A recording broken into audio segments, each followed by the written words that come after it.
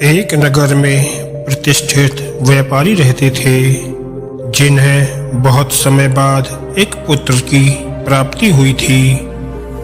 उसका नाम चंद्रकांत रखा गया। चंद्रकांत घर में सभी का दुलारा था।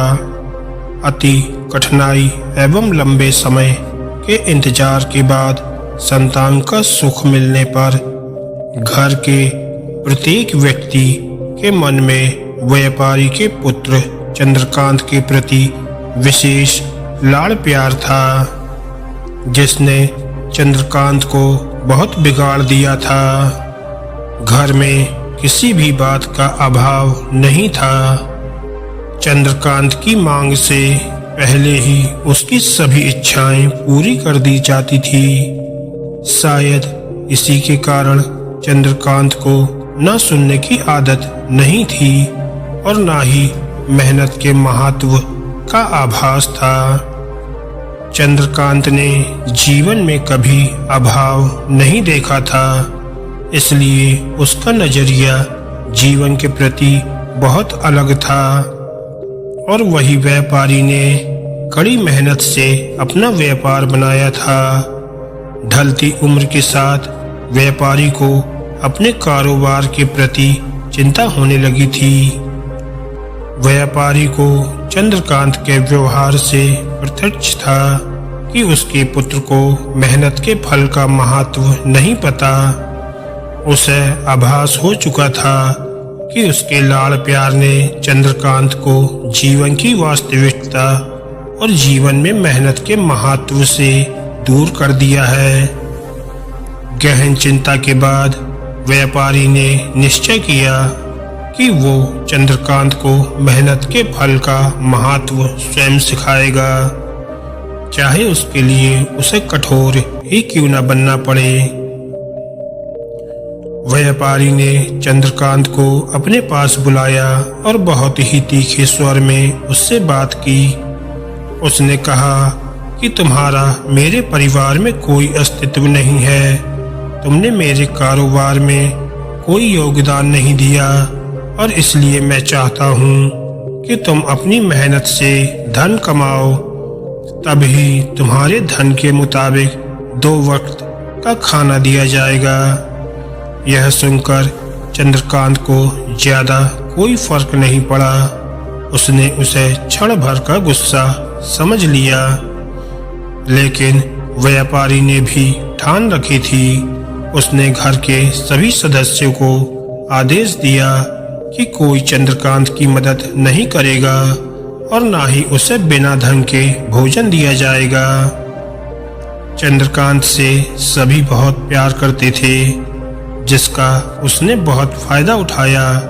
वो रोज किसी न किसी के पास जाकर धन मांग लाता और अपने पिता को दे देता, और व्यापारी उसे उन पैसों को कुएं में फेंकने को बोलता, जिसे चंद्रकांत बिना किसी अड़चन के फेंक आता और उसे रोज भोजन मिल जाता।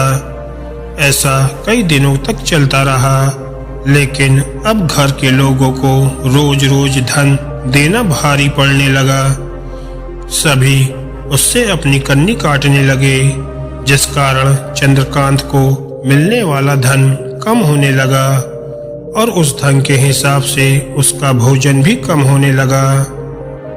एक दिन चंद्रकांत को किसी ने धन नहीं दिया और उसे अपनी भूख शांत करने के लिए गांव में जाकर कार्य करना पड़ा। उस दिन वो बहुत देर से थका हारा व्यापारी के पास पहुंचा और धन देकर भोजन मांगा। राजकुमार के अनुसार व्यापारी ने उसे वो धन कुएं में फेंकने का आदेश दिया, जिसे इस बार चंद्रकांत सहजता से स्वीकार नहीं कर पाया और उसने पलटकर जवाब दिया, पिताजी, मैं इतनी मेहनत करके पसीना बहाकर इस धन को लाया हूँ और आपने मुझे एक क्षण में इसे कुएं में फेंकने को कह दिया। यह सुनकर व्यापारी समझ गया कि आज चंद्रकांत को मेहनत के फल का महत्व समझ में आ गया। व्यापारी भली भांति जानता था कि उसके परिवार वाले चंद्रकांत की मदद कर रहे थे, तभी चंद्रकांत इतनी आसानी से धन कुएं में डाल आता था, लेकिन उसे पता था एक न एक दिन सभी परिवारजन चंद्रकांत से कन्नी काट लेंगे।